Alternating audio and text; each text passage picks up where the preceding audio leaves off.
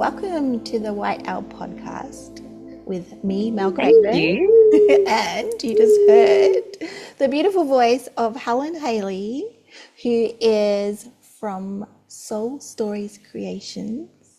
Did I say that right? Soul Story Creations, Like a yes. tongue twister, and also known as Songbird. If you're a local in Tassie, you will be familiar with Helen's amazing drumming circles and her drum making that she takes to people in their homes, or they come to her and they make drums. I've made a drum with Helen, a buffalo Yep. drum, which I love. Yeah. So Sourced, today, sourced from Scotland. a Scottish buffalo. My husband was very confused when I came home and excitedly told him, guess what? I made a drum from a Scottish buffalo. He was like, there are no buffaloes in Scotland. I was like, oh. Oh, Well, it came via Scotland. Yeah. So, via, via Scotland, yes. Bred in America, but via Scotland, yeah. yes. Yeah. Mm. Yeah. But today we will talk about drum making. However, I wanted to also talk about the recent Isis goddess pilgrimage that Helen joined myself and Liz when we led our recent retreat over to Egypt, Cairo and Luxor. So Mm. there's so much goodness to dive into. So let's get this podcast started. Helen, Mel, yes, would you like to just begin by telling people why you decided to go to Egypt? uh, well, it was probably this time last year that I did the Tarkine retreat with you and Liz. I think it was one of your first Mm, co-facilitation retreats that you guys had done.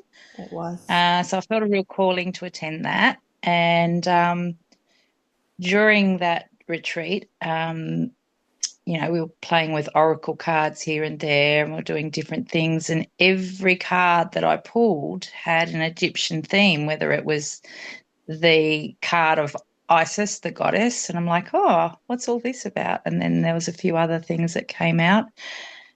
And I was just thought, oh, I've got a real feeling like I want to go to Egypt. And I never had really had Egypt on my bucket list at that stage because I've got so many other countries I'd like to visit.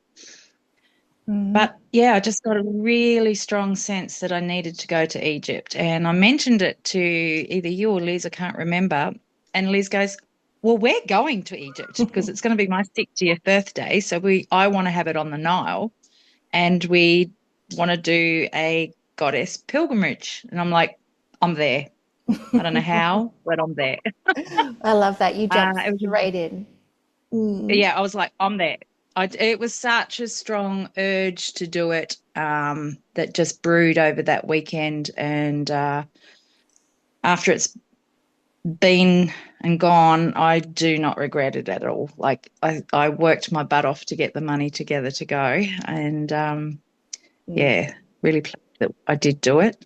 It was worth it. Yeah. So Every penny, every drum you made. every drum that I facilitated people to make, and the medicine drums, and yeah, that was sort of the motivation to sort of get that part of my business up and running a lot more than it was. So sometimes a bit of motivation in that area Mm, sort of gives you the energy to move forward with things that you need to do because it's quite an energetic thing to make a medicine drum, and to yeah. facilitate that there's a lot of work that goes on behind the scenes that Mm, a lot of people probably don't realize about, yes, a lot of uh, work. Yeah. and some inquire, some don't, and that's all okay because there's no rights or Mm, wrongs with no. this sort of work. And Yeah. what I love about that is that you jumped in before you knew you had the money because you felt the call. You felt the call Mm, to go to Egypt, which is a common theme. mm, Yeah. mm. It seems to And pull it wasn't people. just like, oh, I think I'd like to go to Egypt. It was really like all my meditations and everything that was going on throughout the year was just pointing me to that direction. And it was like, oh, I'm a bit short. And the next minute, another workshop would drop in. And I think there was one where I had 10 people, which looking back on was probably a fairly big Mm. workshop. And next time, there will need to be some helpers because it's pretty intense, but it was fun. I come home very exhausted after having to drive 3 hours to the location and 3 hours back from the location and facilitating 10 people. I was pretty exhausted, but I was motivated because I wanted to go to Egypt. Yes, Mm. yeah, yeah. And So, you got all that energy back, didn't you? So, okay, mm. let's talk Oh, about wow. the. Mm, There's so many different levels to the retreats. So God, there's yes. exploring a different culture level. There's also the spiritual level, and then there's the emotional, you know, level. Yeah, So, definitely experienced all of that. and the physical body. Yeah. So, Mm.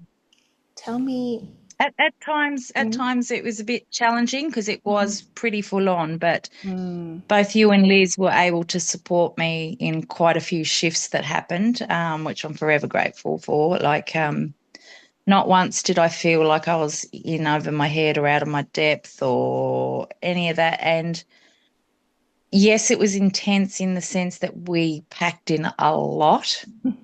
Uh, Mm. but now that I've come home and been able to process things and meditate over different things, I'm grateful for that. But I also found it good because you guys were quite flexible. And there was one particular day where we'd done all the pyramids that we'd done in Cairo, plus we were doing temples in Luxor. Oh my God, and Luxor is just so beautiful. Staying on that boat on the Nile. But I loved the way that you guys were flexible and enough as that you could see that we're all getting a bit fatigued and, as we said, a bit templed out, which, how's that even possible? But it was. Because of the faith. And so we Yeah. had a day off and went to the spa. Best decision ever, wasn't it? That Turkish Oh, it was spa. glorious, Oh, tell me And the about it. conversion from Australian dollars to Egyptian pound, it wasn't anywhere near as expensive as it would be here.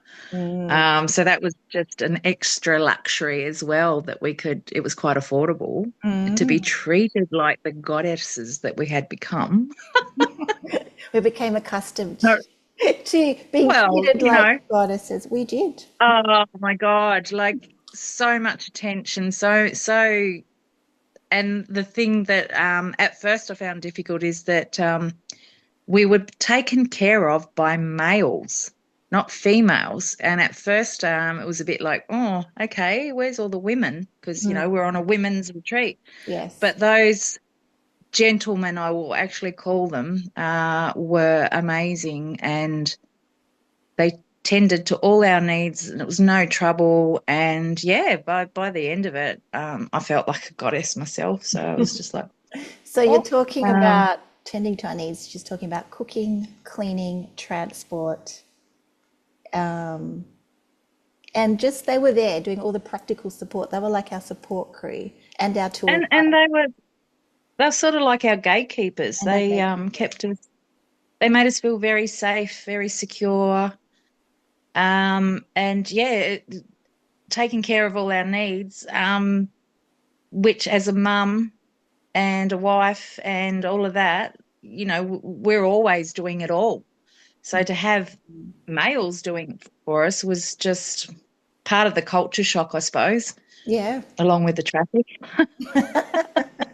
yeah, the traffic. But even in that hectic traffic, like not once did I feel unsafe, even though that was chaos and well, seemed like chaos to us, but for them, it all works.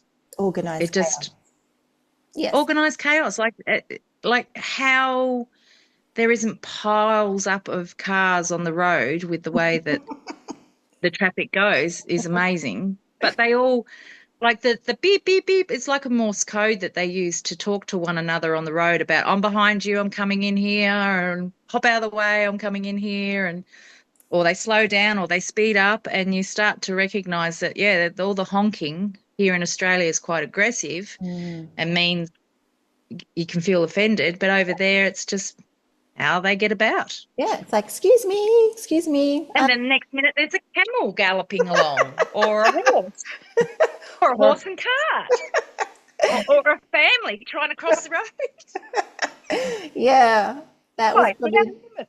the first culture shock, wasn't it? Getting the trip Yeah. from the airport to the accommodation in a little minivan Mm, yep. with all that craziness But on the road. Mm. yeah, I think by day two, it's sort of like, okay, this is normal. This is how things are done here. And yeah, coming from Tasmania, where the traffic, like if you can see a car in the distance, like, oh, I better wait. Contrast. Yeah, totally different. And like I Yeah. spent 12 years in the Middle East, so I kind of was used to it. But even when I went to Egypt and Cairo, that is full on. That's, yeah, it's Yeah. over the top. But Luxor was a little bit less traffic, Yeah. a lot Luxor was a less. lot more. Yeah. And being moored on a boat on the Nile River. So each afternoon that sort of gave us like the boys would come and pick us up on their little rowboat or the The- tuk boat. yeah, I don't know what they were called. There motorboat was with motorboat. Yeah, they'd come pick us up and help us get in, and we'd toddle on and toddle off. And it was so like at the end of a hectic day. Well, it wasn't a hectic day, but a long day, and you do get tired. It was just such a welcoming sight to pull up there at the on the esplanade and then jump on our little private boat and have our chef cook for us and lemon mint, fresh lemon mint drinks made for us by all the boys on the boat. And yeah, and we had that to ourselves so we could do yoga or we could just sit and meditate or just please ourselves for the evening.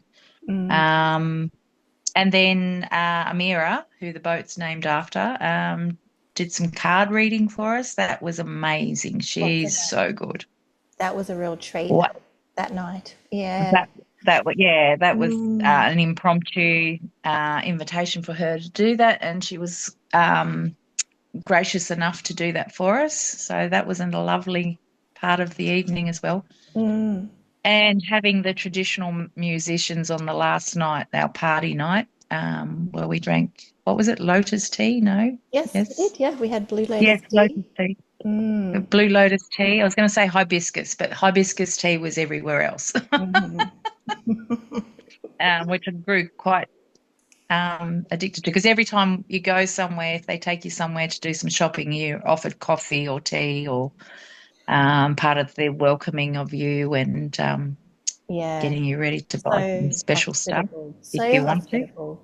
Yeah, they love you to buy things. So whenever you go shopping there, it's a lot of sweet talk, sweet drinks, and you feel like Mm, a goddess schmoozing. shopping. Okay, Shopping.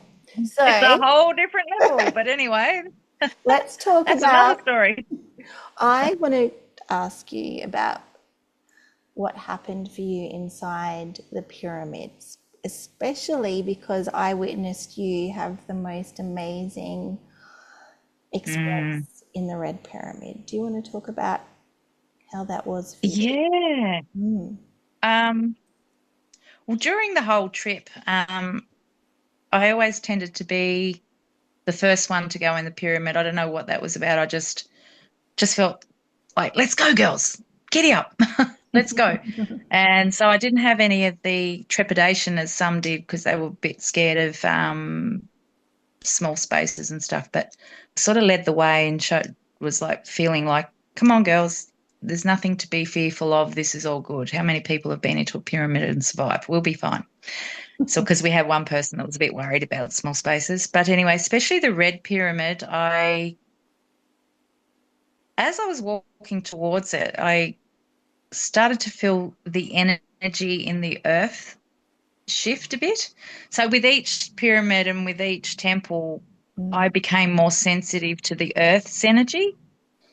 That was quite an experience. So in the Red Temple, and we went in, and we went into the first bit, and we started doing some humming and some stuff, and I felt really pulled to go up the staircase that looked like scaffolding. OHS in Egypt is a bit not as strict as here in Australia. No. Um, but anyway, I saw the staircase that someone was going, oh, that looks like scaffolding. I don't know if we're supposed to go up there. And I'm like, well, if we're not supposed to go up there, there'd be a sign. And even if there was a sign, I'd probably ignore it anyway. A bit rebellious. Yeah, yeah. But anyway, I felt a real, we were sitting in the main chamber to start with, and we were doing some meditating and then started doing some toning. Um, and yeah, I just felt the pull to go up the staircase. And so I discovered another chamber, thinking that everyone would follow me. No, songbird Um, disappeared. I just She disappeared. flew I up. ascended. I ascended up into the Red Pyramid, Mm. up to this other level. And another thing I've noticed with me when downloads or activations or anything happens, I smell stuff. So I've always had an acute sense of smell, and hence my profession as a chef. Smells very important. So acute sense of smell. And when I got up there, I smelt this really earthy, masculine smell that I couldn't quite explain, and actually asked the guys when we got out what that smell would be. But yeah, I've since discovered that it was just for me. Yes. Um, so I felt the need to just sit down and stare out into the part of the chamber that was actually closed off that you couldn't get down to. But I could hear you guys still toning and making some beautiful sounds. So I just sat with it for a while, and I just started up my voice. And I don't know where this voice came from, but it's not any sounds that I've heard come from me before. And it reached a really high pitch at one stage and then really low. And so I refer to that as my voice activation, because I've actually tried singing lessons and failed miserably. But the sounds that were coming out of me that day in that temple, the singing teacher I had for that very short time would have been like very proud of me. And I come out of that one just elated, to the point where I hugged the guy that was watching the door. In fact, I did hug a lot of Egyptian men in the end, because I was just so grateful. I was just so grateful for the experience. And it's really hard to put in words. And Would one word be I like think bliss, feeling of bliss, or a lightness, a softness. Like I'd healed. I had a lot of feminine wounds growing up with Czechoslovakian father, so who had PTSD from the war. So as a young child, being around that type of personality was a bit intimidating, or a lot intimidating. yeah, And just a few other things that happened throughout my life where I would say I had masculine wounds, yeah, for a want of it, for just trying to describe it very, very quickly in this content. So I found that sort of halfway through my trip, and by the time, we got there, that I responded differently towards men and the masculine. yeah. Isn't that And I interesting? think the Red Pyramid was the beginning of all of that. Yeah. The sounds coming were just gorgeous. It was like, because one of your names that you identify with is songbird, and you were singing like a bird, and the sounds, it was like being in an opera, but I call it light language. I don't know if you identify with that, but it felt like light codes. It felt like a transmission. It was Well, amazing. well, it definitely was a light code because after that, I started talking light language. I don't know what I'm saying. They're just words that come through and out, and they feel like they're authentic. Um, but this is just something that I've started to play with and still haven't fully explored at this stage. And I haven't done a lot of it since I've been at home, but admittedly, I haven't been in situations at home since I've been back because it's been nonstop. And I'm still trying to catch up and I'm still trying to assimilate. I still feel like there's half of me in Egypt and half of me here. Yes. And I really, and then one says, "Oh, you need to call yourself home," but I don't want to. I just I'm like, exactly the no. same. Exactly the same. It's like my soul's split in two, and I think that's Hmm. partly why I want to lead retreats back there as well. Yeah. There's Well, still they're so work to do. powerful. It's Yeah. so much. Mm, And that was just a snippet. There was another, oh, one of the others I went in the the Valley of the Kings. mm.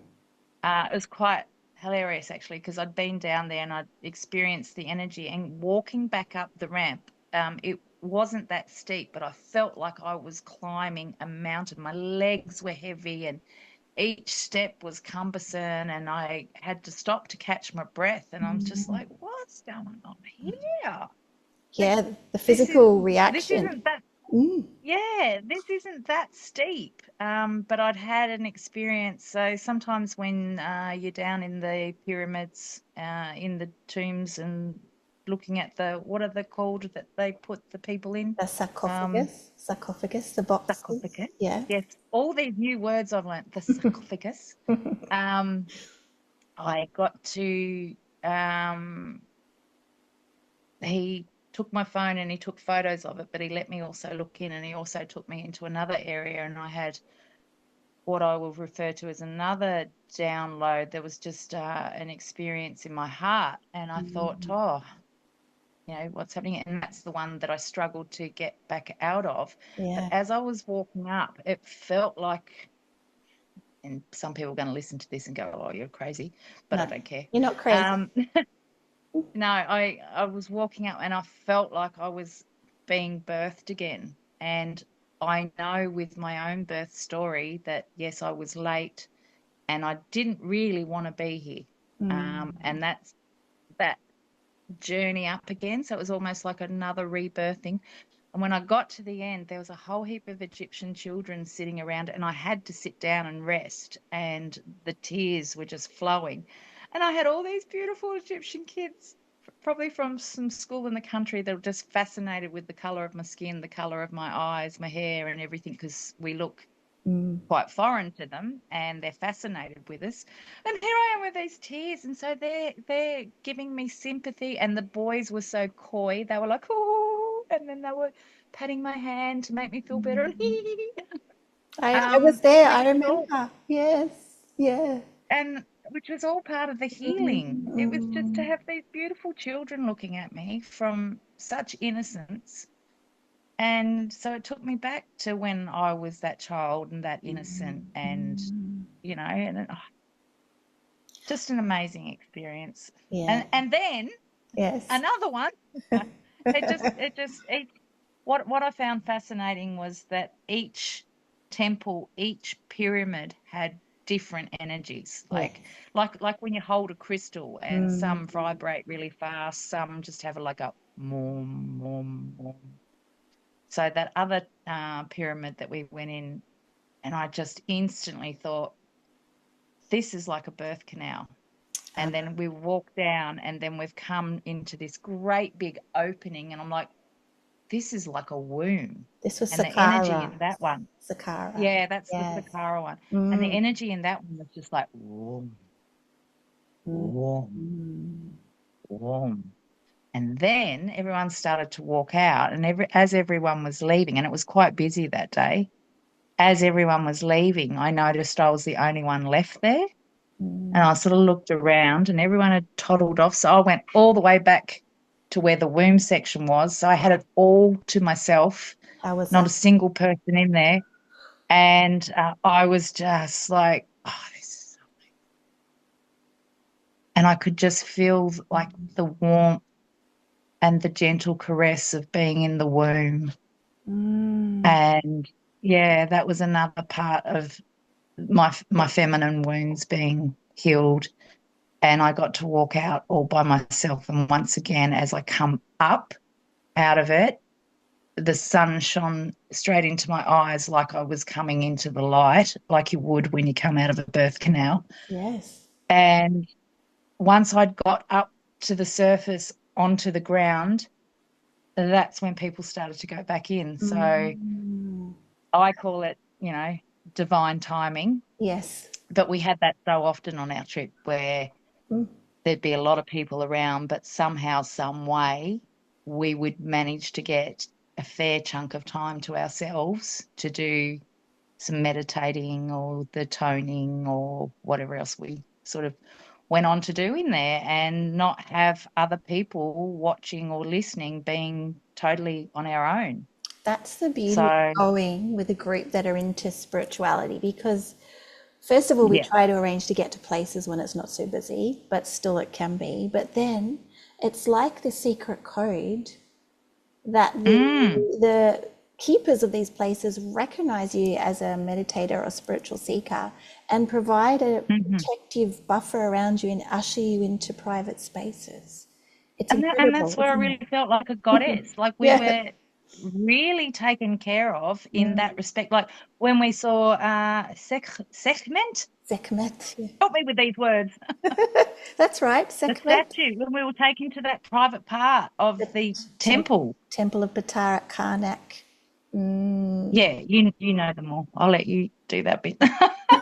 um, That was incredible. I'm It was actually a having I'm, giant. I'm having a hot flush recalling this one because that's actually Oh, what happened there. okay. Because we got to see the seven doors and the seven keys and then the statue. And there's been reports of some weird stuff happening there. Yeah. Unfortunately, we didn't have enough time because we were cramming so much in. The electricity Um, room, they call it, where Sekhmet is. yes, yes. It was just amazing. Yeah. And like our beautiful tour guides, they were amazing. They became best friends, and I'm still in contact with one of them and a couple of other people that we met along the way. So become friends. So when I return one day, whether I'm in another retreat that you're running, the dolphin one, just Yes, bringing we're it going to in, go singing it swimming in, with the singing it in. dolphins. Swimming with Yeah, the dolphins at the heart-shaped island. yeah. So I'm Mm. hoping to catch up with all of them when we do go back. Yeah, So, you do make really but close friendships. yeah. Mm. Well, we sort of are going through a shift and a change on every level. So those people do become quite important to you. So Mm. yeah, Mm. And what were you saying about the hot flash? Was that connected to Sekhmet? yeah, yeah. That energy that was coming through there was Yeah. just the heat. 'Cause we saw the seven doors first, and then as we went in, we saw the seven keys, which are Mm. shaped like the ankh. Unk, yes. And yeah, got a little bit addicted to the ankh Yes, be warned, you will come with back my with Australian lots of opal. jewelry. Uh, Telling and me about the Australian opal, and I'm yep, I'm from Australia. I know all about Australia. but it's on an Ankh, so it's different. Yeah. And Yeah, the exactly, the seven exactly. doors, I remember just being lost in a time warp standing in front, and I don't know how long I was there. And then when I turned around, I noticed everyone just waiting for me, but it really drew me in. Yeah. Mm, mm. Mm. Which because I've really been drawn to ancient cultures, and that's one of the fascinating things I have found since I've been doing this sort of study or appeasing this curiosity is that so many ancient cultures have very, very similar stories, yet they were worlds apart from one another. So they couldn't have compared notes. But their stories are very, very, very similar. Like, and the Seven Sisters. So when I was in Yes. Uluru. Uluru, Mm. and they talk about their story of the Seven Sisters, and then with the study of making medicine drums with the Cree Indian ancient culture, Mm. they also have a story about seven sisters or something very similar. And then here we are in Egypt seeing the seven doors with the seven keys. So And the it's like, seven Hathors. and the seven Hathors, and there's just all these synchronicities where it's like, Mm. Do you think they're you connected to the know, it, same story? well, I think so. Yeah. And the more different cultures that I explore, the more that I see these similar stories of these times. And it's like, well, they're more than just fairy tales, or they're more than just nursery rhymes, or Mm. like there's that the song lines. So with American Indians and the Aboriginals, they have their song lines that carry through their stories from times Yeah. thousands of years ago. Mm. And so that happened again in Egypt, and it was just like really reiterating how these things are all interconnected. I don't know if that makes sense, but No, it yeah. does. That's one of the things I found fascinating. I've always been Mm, fascinated with the Pleiades and the Seven yes. Sisters. And I remember the Yeah. first time I heard, you know, at Uluru and from other Australian Aboriginal communities about the Seven Sisters, that they also identify with Pleiades. And I Mm, found myself dancing as one of the Seven Sisters to a very, very, very ancient dance when I was at Uluru. And that blew me away. And then when I discovered that in Egypt they have the seven Hathors, the seven sisters, also connected to Pleiades, the star system, I was like, what is going on? So wow. I believe it's a similar creation story that must be connected to us being seeded from these stars. It has to have something to do with Mm, chemistry because these cultures were all miles apart, don't doubt it. like Mm, different continents. So yeah, mm. fascinating. And it was also like the experiences were like a remembering. Mm. It's sort of like, Yes, tell me about your so experience. you which Dendra. one? Dendra. Oh, do you remember the temple Oh, where you felt like you were giving birth? hmm. So we had caught the beautiful boat up the Nile River, and that we got up really early that day. So we got up really early, and the next minute there's like 100 balloons Hot air all balloon. around us. So all the hot air balloons had taken off for the morning ride as we were Mm. getting onto our boat.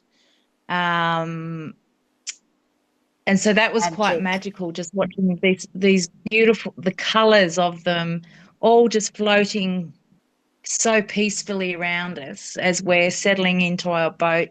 And the gentleman that was serving us on the boat were making us our coffees, and we were settling in. And here we are. We've got this like three-story boat, cruise boat, motorboat, or Yeah, it was a Lotus Nile cruise.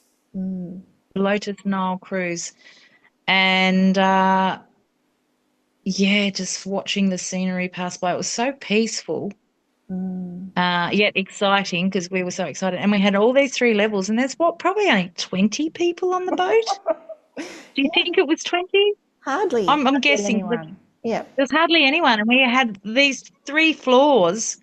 So we could be downstairs in the lounge area, and we could order a cocktail if we wanted.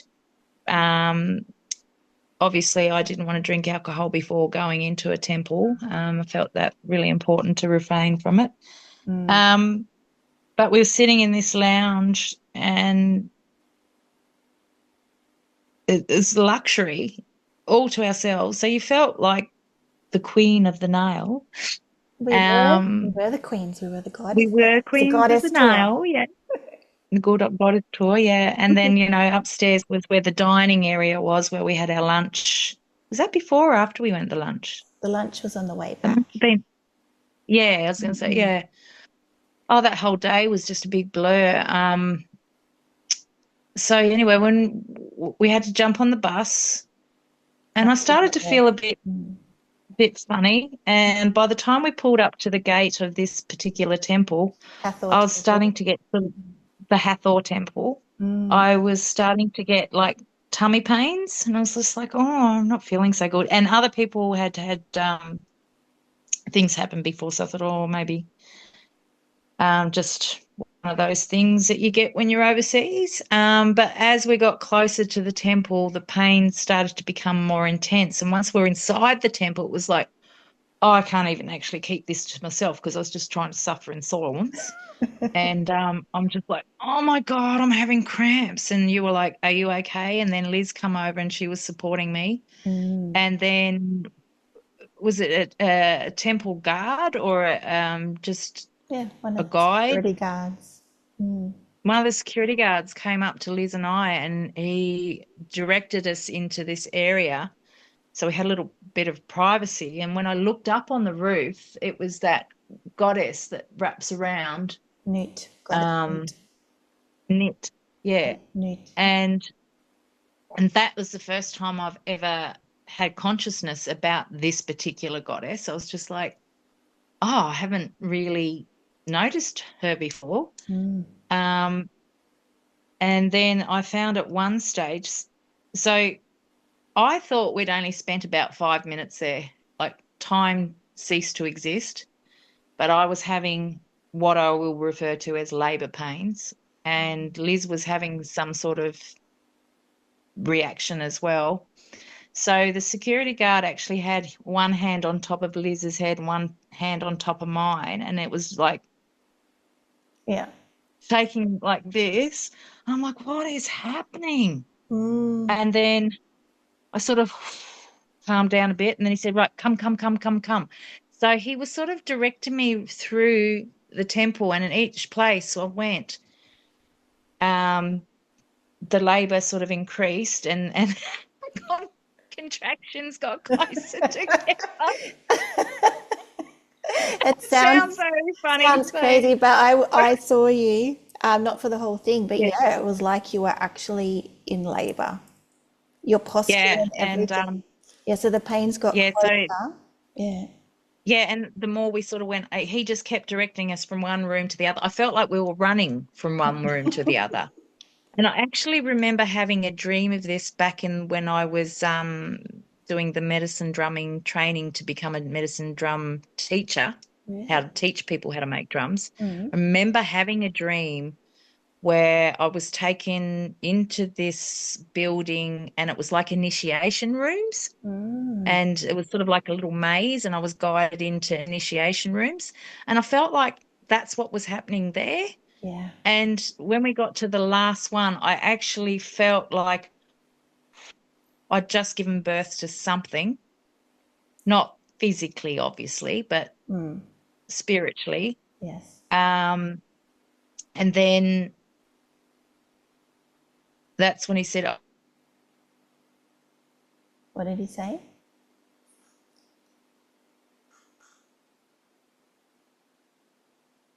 You can't stop at that point, Helen. It's too exciting. You froze. so, well, this is Oh, another thing that gets hang a bit on. weird, doesn't it? Good It froze. So technology. yeah. So just when you said you felt like you'd given birth, then what did you say after Yeah. that? So I felt like I'd given birth to something, obviously not physically, but, metaphysically. Um, then he sort of said it was done, and then we had to find our way out because Liz was still with me, Did the and she was pain go? also having her.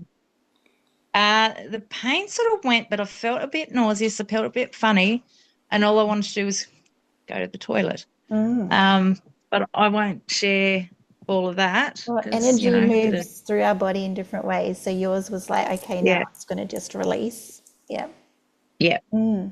So I just remember coming out of the temple, going past the market, and everyone's going, "Oh, madame," and I'm just like, "Toilet, toilet," and I think they all knew because they just went, "Okay, That's right. okay." They've had women come out of the temple before like that. They're like, Yeah. oh, we got her."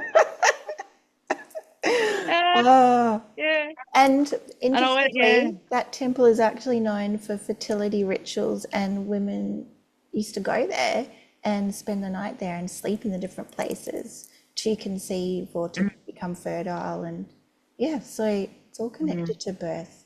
And you weren't the only Yes, one well, that I'm felt that way in our group. perimenopausal, so that did bring on a period. Mine started as Yeah, well. after 8 months. Same experiences. Yes, isn't this interesting? Because Helen and I did a Yeah. women's camp at Uluru, and I'm perimenopause, and I got my period there, and then I had a long break Mm. from it, go to Dendra Temple, and as we're leaving, I'm like, my period started. Mm. Mm. Yep. Interesting, isn't it? Yeah. So, and that was our last temple, or That did we was, go to the Luxor temple after that? yeah, we went to Luxor, which is near the market. Yeah. Mm. Um, Did we? yeah. No, no, So that was the last temple actually, because it was, that yeah, it I'm was pretty sure after that was the that. last We all were like, well, that was a one. sacral chakra opening. And then we had this incredible party on the boat, which felt very sensual. And yeah, we felt very much like goddesses. We all put on our white gowns, and all male musicians came Yeah. and played their music. All male, all our guides, drivers, chefs, everyone came and danced with us. And it just felt Mm. like the end of an It was the initiation or something. Yeah, it really did. Mm-mm. I was unwell at the beginning of the night. But I just had a power nap, and then next minute I was ready to party again with our lotus tea Lotus tea. and yeah. And then it was time to go home. So, how have you felt since returning home? I have felt yeah, I've actually found it quite difficult to ground, Yeah. uh, to reconnect to my normal life. Not that Mm. my life is that normal these days with all this stuff I've been doing. Um, yeah, it took it. Well, how long have we been back for now? A month. A month? Mm. A month I think you have to feels factor longer. in the integration can take quite a while. It's different for everyone, isn't it? Mm, Um, yeah, there's a lot to process and integrate, and you're changed. Like, are you the same person? no, of Mm. course not. Mm. Which I think it's a bit difficult for people around me as well to, well, not difficult that they've noticed a change. A certain, well, the airports, Mm. like the amount of people that were staring at me, like, but with a smile on their face, and I'm just smiling back, and it was like, it's like I knew everyone, and everyone wanted to know me. I was like, I'm a goddess, That's you know, right. It's a different, you carry yourself in a and different way, feel a different well, carrying connection. myself different, and just smiling the whole time. And when you're smiling and you look at someone, suddenly you see them go from, Mm. I've got the weight of the world on my shoulders to, hi, I see you. Yeah. And that's the other thing about Egypt. So, um, before I went, I didn't realize until all of this happened that there's a lot of times where I get shut down. Mm. And I've always been shut down because I was the youngest in my family. I had a very boisterous father, brother that was 8 years older than me. You know, the stories that go Wow. along with, older brothers, Yeah. um, and their bullying. Um, and just in other certain areas of my life, I always just felt shut down. Um, Whereas this made me feel like I was seen, that I wasn't invisible anymore. Um, yeah, it was quite nice. I felt really loved and seen. Yeah, really seen. Powerful after being shut down. Very How, powerful. how did it feel Yeah. to be seen and loved? At first, very overwhelming and really, I don't know what the word is that I'm looking for. Overwhelming and not confrontational, but like because it, gone through life not wanting to be seen. Um, but then after a while, I yeah enjoyed it, and I felt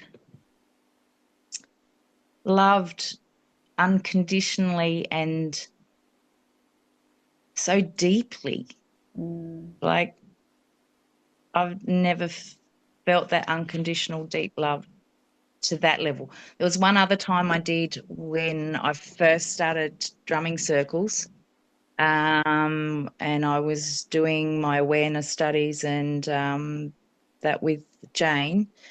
And we'd been gathering as a group of six of us for quite some time. And then we did a certain ceremony in this circle. And I just couldn't stop crying because I felt so loved, so loved. Yeah. Like that unconditional love that doesn't matter who you are, what you say, what you do, whatever, you're still loved deeply. So Like, healing, isn't it? That love. So oh, if I could just do one thing on this planet while I'm here, it's to try and share that feeling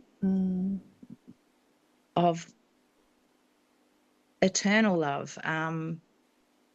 Yeah, I just don't know how else to well, describe it. yeah, yeah, it is. It's just being accepted When you're totally. hysterical because yeah, when you're hysterically crying because you feel so loved and so much joy, it's incredible. Yeah. Well, I think you are helping people feel that with your drumming circles. Oh, well, I hope so, because Yeah. I know that a lot of people need it. And now that I've done my sound healing course as well, so I can bring that in with the bowls. And that was Okay. another thing that Yeah. excited me about Egypt is that's where the very first bowl was discovered. I didn't know that. Really? Yeah. Oh, I'll have to tell you that story. Oh, wow. Tell me. Just tell us now. Well, I just Well, apparently it was yeah. discovered. I don't know the full extent of it because I haven't been down there yet, but it was the first crystal bowl was by the archaeologists discovered by them in Egypt. A So crystal bowl. Okay. yes. Mm.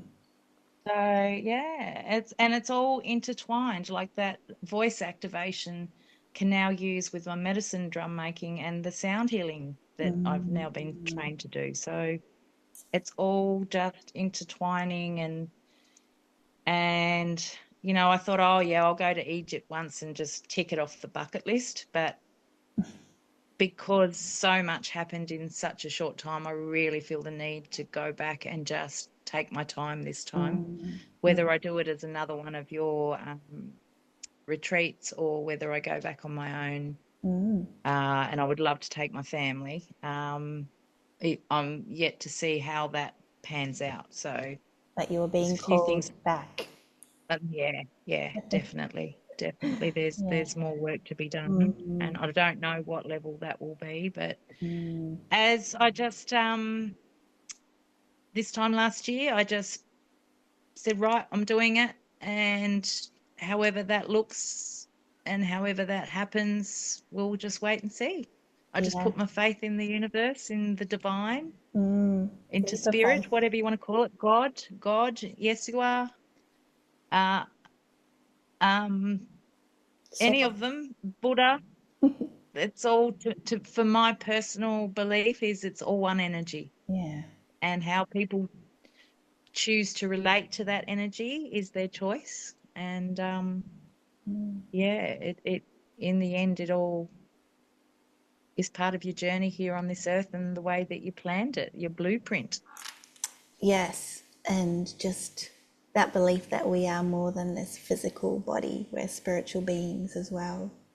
Yeah, and Mm, mm, you've tapped into that in so many different well and ways. truly. Yeah, and Well now and you're truly. helping others connect with each other on that I soul hope so. level. Yeah.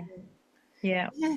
That Ah. that's my genuine Mm, want for people that I have contact with.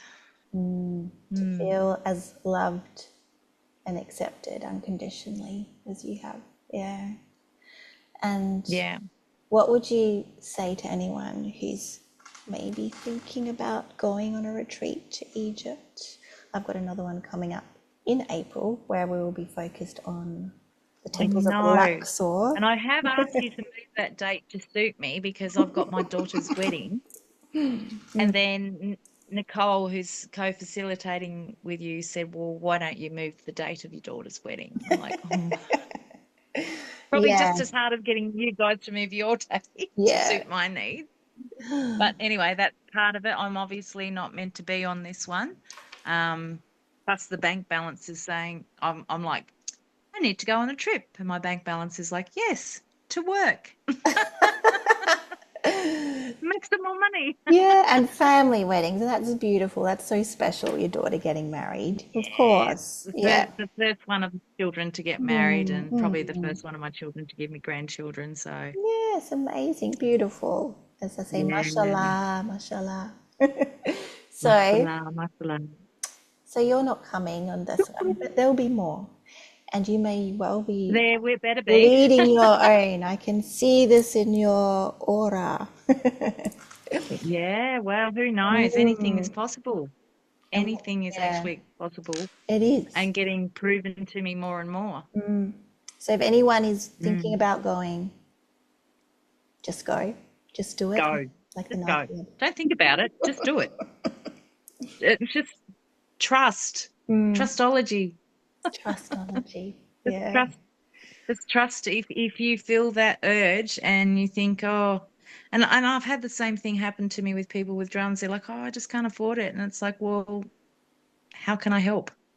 If you feel the call to do it, how can I help to make it possible? Sometimes it's about the timing, sometimes it's about payment plans, sometimes it's about helping that person drum up whatever bit. See what I did there? Drum up Drum any up. business. Clever. Yeah, maybe, the people that want to come have their own workshops or things that we can help one another with to create abundance everywhere. That's it. Yeah, Call it in. Call in anything abundance. is possible. Yeah, yep. Yeah. Okay. And I think what I have found difficult is there has definitely been a change in my frequency.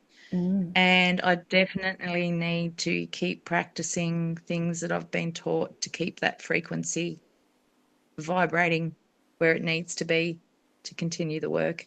Yeah. As soon as it sort of starts to come down and you get heavy and bogged down with the energy that's not so good. And as I said, when I was in Egypt, I began to feel the earth's energy and the energies around me. I became a lot more sensitive to it. So I think it's very important to also keep your self-care as a priority, Especially which, you returning. know, yeah, at times that can look very selfish, but if your cup's not full, you can't give out. And that's what it's all about. You've got to keep your cup full. Yes. So sound healing, the yoga, little mini retreats in Tassie, going to the Tarkine, going to Derby, going to all these beautiful places that we have to feel into the energies and absorb it, Yeah. to keep our frequencies going higher. It's the only way is up. We don't want to sink back Mm-hmm. down. Yeah. No. And like after everything, and especially after Egypt, you come back on such a high frequency. And yeah, Mm. that's an important point to make. How can you care for yourself? Because it feels so heavy if you don't maintain that self-care and that connection to the Yeah. earth, that connection to spirit and Mm. self. Ah, And self, because we are spirit. yes, we are. Yeah. Well, Yeah. I just love, I could talk to you about your experiences forever, but we've probably spoken for an hour. So we will Have have we to have a really? part two, I guess. Yeah. Here I was so worried about it. I'm like, I've never done a podcast before. I don't know what to say. Now look at it. I had no doubt whatsoever you will be able to Yeah. talking because you had so many experiences and your Mm. soul is just so honest and open and you just share what's on your heart. So thank you so Mm. much. Yeah. Thank you. I love you. It's fun. I love you too. And if people want to Thank connect with you for you, inviting me. oh, Yes. they can look you up and you're in Penguin, but you do travel. So is it best to find you as Soul Story Yeah. Creations or? Yeah. So either my Facebook page, Helen Halee. I'm not very social media savvy. I'm getting better because there was a few people on the trip that were social media savvy. So we sort of swapped some knowledge amongst each other and learning to do more things to promote. So I do run a monthly drumming circle on the third Saturday of the month at the Penguin Senior Sits. So if you've got a drum, or even if you haven't got a drum, I've got plenty of drums to loan out because a girl can never have too many drums. Um, There she comes. uh, yeah, so I've got plenty to lend. So that's on the third Saturday of every month at the Penguin Senior Sits between 1 and 3. Also run medicine drum workshops. I can either do it one-on-one or as groups. Groups are fun. There's like with group energy, it's a lot more potent. Um, And you so yeah, bond. and I'll keep those groups. Yeah, the bond between the people that make them. And so this year coming, I've decided to do a bit different. I was just doing the 1 day drum making workshops, and then people go off and make their beaters and their drumsticks and things. But I'm going to co-facilitate with another lady who does sound healing. So we'll do the drum making, and then a few weekends later, when your drums are dry, we're going to do a retreat. And you can choose to come for 1 or 2 days. You can choose to stay or not. And we will do some drum bonding and making the drum beaters and some other shamanic tools. Oh, that Mm. sounds exciting. Mm, mm, mm. Yeah, so Oh, that's literally brewing as we speak of okay. yeah, planning that. Okay. Yeah, so I just found there was a bit of a gap in the drum making with just the 1 day. Yes. People need to bond with their drums, and sometimes they need a little bit of help with that. So yeah, Yes. just expanding. Yeah. 1 day of birthing, the next day you've got to settle in and get to know your drum. Yeah, that's it. Yeah. It's like coming home from the hospital with your new baby drum, It and is. you have to learn how to take care of it Yeah. and bond with it. Yeah. Yeah. So, Again, yeah. so contact Helen if you want But they're quite a to powerful birth a tool. drum. It's Yeah. not just a musical Yeah. instrument, it's medicine. Yeah, it's a sacred It's a tool. medicine drum. It's a shamanic tool. Yeah. Yeah. Okay, Mm. great. And are you doing your sound baths anywhere yet? Yeah, so I've got to start that, but I've found that very difficult to start back up again because I'm still in training. So yeah, I've been offering by donation of your discretion, just for me to come and to your place of choice. My house isn't big enough, and I can't afford to hire out halls. So if we have it at your place, it can be whatever your lounge room can facilitate. So 2 to 10, if you like, and it's just by donation of people's own discretion. And I'll do run through my sound healing. I've got a couple of different. So you can do 45 minute up to a 90 minute sound bath And that just gives me more experience to settle into my craft to make it just really integrate so that it's just because at first, you're learning from a script, but then as time goes on, you sort of put your own energy into it. But there's a lot going on and there's a lot to learn and there's a lot to take into consideration. Hence, I'm still training. Yeah. What an So, opportunity for people to have their own private sound bath in their own lounge yes, room. yes. While I'm still unknown. Catch Helen while you can before she just Yes, quantum leaps into the next level and has to hire large halls yes, and you have to yeah, book in advance. yeah, yeah, Yeah, yeah. okay. Well, Who knows? lots Anything's brewing. possible. Of course, anything's possible with your energy and wearing your cartouche there and your ankh. Yeah. Ah, yes. Mm, It says it says Helen in hieroglyphs. in hieroglyphics. Yeah, Has it got a it's bird on pretty there? special. I got one for all of my children as well, so and Mm, they love it. mm. I was so worried that they wouldn't, but yeah, they do. Oh, so much goodness came back from Egypt and so much transformation and activation. So I'm excited to watch your unfolding and Mm, where it takes you next. Yes. So thank yeah. you. Thank you so much for Thank you.